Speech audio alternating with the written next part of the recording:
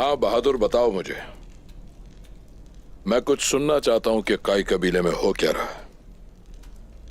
तुर्गत है उस्मान के पास या नहीं, बताओ। नहीं है जनाब।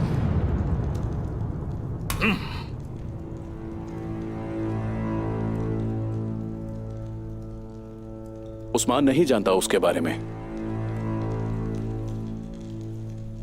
फिक्र मत करो, हर चीज में जल्दी अच्छी नहीं होती। इसका क्या मतलब तैगफुर कोसिस? तुर्गत अगर उस्मान के साथ नहीं है तो रुगत उसके खरीदे हुए अल-सल्मो के पास होगा।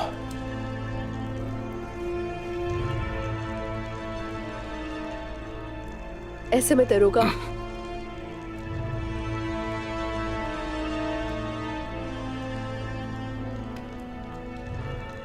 इस सूरत हाल में रोगतुस तुर्गत को हवाले करके ग्रेगोर को लेगा। अगर ऐसा हो गया तो